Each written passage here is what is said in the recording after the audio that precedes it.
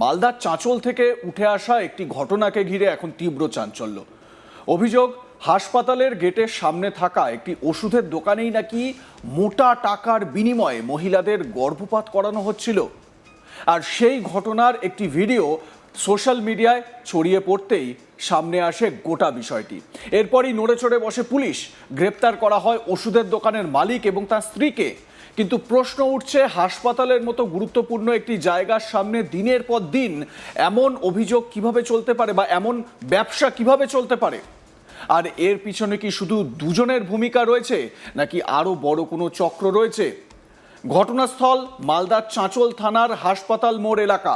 ঠিক Chanchal super speciality হাসপাতালের গেটের সামনে রয়েছে একটি ওষুধের দোকান। অভিযোগ, সেই দোকানের ভিতরে পর্দা টাঙিয়ে মহিলাদের এই গর্ভপাতের কাজ চলত। দোকানটির নাম নিউ আস্থা মেডিকেল। অভিযোগের কেন্দ্রে দোকানের মালিক সঞ্জীব সাহা এবং তাঁর স্ত্রী লিলি পোদ্দার সাহা। স্থানীয়দের অভিযোগ, দীর্ঘদিন ধরেই টাকার বিনিময়ে সেখানে এই ধরনের নোংরা কাজ চলছিল। তবে বিষয়টি নিয়ে প্রকাশ্যে বড়সড় কোনো পদক্ষেপ হয়নি। বৃহস্পতিবার পরিস্থিতি বদলে যায় বলে অভিযোগ। গর্ভপাত করানোর সময় স্থানীয় বাসিন্দারা ওই দোকানে উপস্থিত হয়ে বিষয়টি জানতে পারেন বলে দাবি। এরপরই ঘটনাটির একটি ভিডিও সোশ্যাল মিডিয়ায় ছড়িয়ে পড়ে। আর এখানেই তৈরি হয় বড় প্রশ্ন, একটি ওষুধের দোকান কি আদৌ গর্ভপাতের জায়গা? চিকিৎসা বিজ্ঞানের দিক থেকে তো বটেই, আইনগত দিক থেকেও বিষয়টি অত্যন্ত গুরুতর। ভারতে গর্ভপাত সংক্রান্ত নির্দিষ্ট আইন রয়েছে। নির্দিষ্ট পরিস্থিতিতে এবং নির্দিষ্ট শর্ত মেনে অনুমোদিত চিকিৎসক ও অনুমোদিত স্বাস্থ্য কেন্দ্রে গর্ভপাত করানো যেতে পারে। অনেক সময় আপনারা দেখবেন দেশের শীর্ষ আদালত কিছু কিছু ক্ষেত্রে, বিশেষ বিশেষ ক্ষেত্রে এই গর্ভপাতের নির্দেশ দিয়েছে, সেরকমও নজির রয়েছে আমাদের দেশে। কিন্তু এরকম খোলামখুচি যা খুশি তাই প্রত্যেক দিন গর্ভপাত করানো হচ্ছে, তাও আবার একটা ওষুধের দোকানের ভিতরে।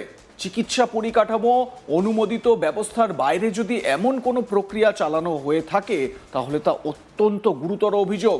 বিশেষ করে যদি রোগীর শারীরিক অবস্থা যাচাই না করে, প্রয়োজনীয় পরীক্ষা ছাড়া বা প্রশিক্ষিত চিকিৎসকের তত্ত্বাবধান ছাড়া কোনো প্রক্রিয়া করা হয়ে থাকে, তাহলে বিপদের সম্ভাবনা অনেকটাই বেড়ে যায়।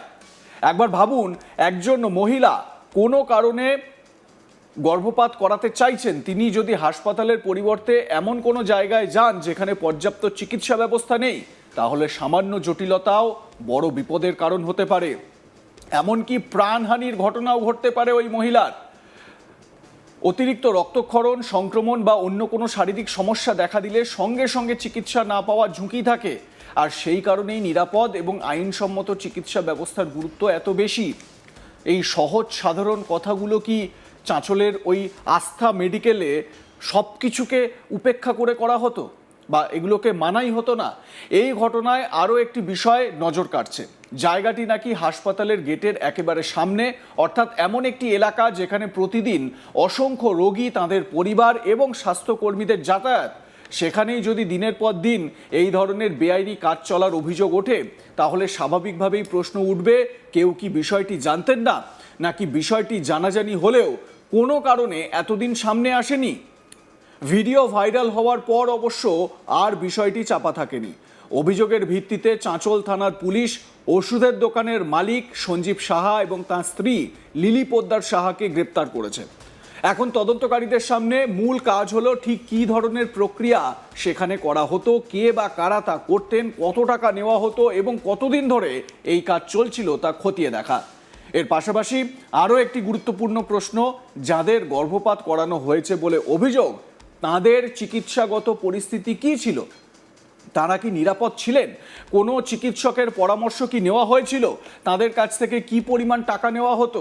এই সমস্ত প্রশ্নের উত্তর তদন্তের মাধ্যমেই সামনে আসতে পারে। তবে এখানে একটা বিষয় পরিষ্কার করে বলে রাখা দরকার, সোশ্যাল মিডিয়ায় ছড়িয়ে পড়া কোনো ভিডিও বা স্থানীয় অভিযোগকে আদালতে প্রমাণিত সত্য হিসেবে ধরে নেওয়া যায় না।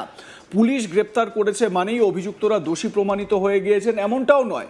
তদন্ত, প্রমাণ এবং আদালতের বিচার প্রক্রিয়ার পরেই চূড়ান্ত সত্য সামনে আসবে। তাই অভিযোগ আর প্রমাণিত তথ্যের মধ্যে পার্থক্য রাখা অত্যন্ত জরুরি। কিন্তু ঘটনাটি যদি তদন্তে সত্যি প্রমাণিত হয়, তাহলে বিষয়টি শুধু একটি দোকানে বেআইনি চিকিৎসা চলার মধ্যে সীমাবদ্ধ থাকবে না।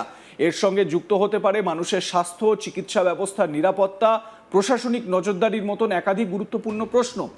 সবচেয়ে বড় হলো, গর্ভপাত কোনো সাধারণ ওষুধ বিক্রির বিষয় নয়। এটি একটি চিকিৎসা প্রক্রিয়া। প্রত্যেক মহিলার শারীরিক পরিস্থিতি ভিন্ন। গর্ভধারণের কতটা সপ্তাহ হয়েছে, রোগীর স্বাস্থ্য কেমন, কোনো জটিলতা আছে কিনা, এসব পরীক্ষা করে চিকিৎসকেরা সিদ্ধান্ত নেন এবং সেই সিদ্ধান্ত অনুযায়ী ব্যবস্থা গ্রহণ করা জরুরি।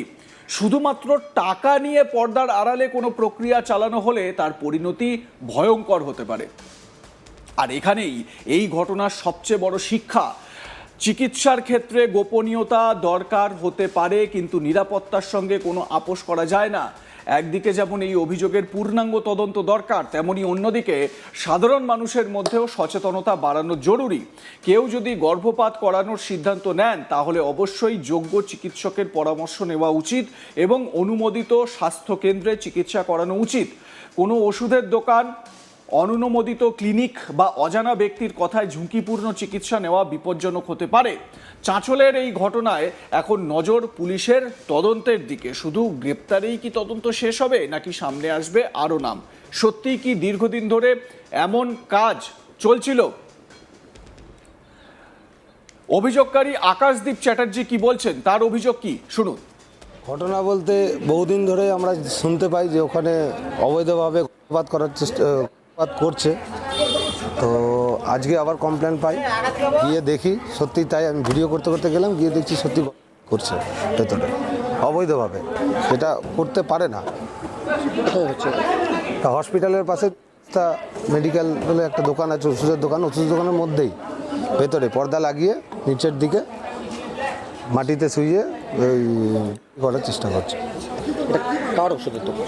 এটা সঞ্জীব সাহা, ডাকনাম বাপ্পা, এবং তার সহযোগিতা থাকে তার স্ত্রী মিলি পোদ্দার সাহা।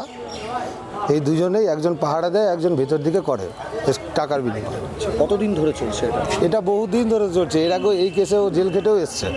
তারপরেও একবার মিডিলে ওকে থানা থেকে তুলে নিয়ে আসা হয়েছিল ওই কিছু ওই যে ওষুধ বিক্রি করার কারণে, যেগুলো মানে নিষিদ্ধ আছে, সেই ওষুধগুলো বিক্রি করে দোকানের মধ্যে। অন্যদিকে বেঙ্গল কেমিস্ট ড্রাগিস্টের জোনাল সেক্রেটারি প্রণব পাল কি বলছেন শুনুন। আমরা তৎক্ষণাৎ মিটিং ডাকি।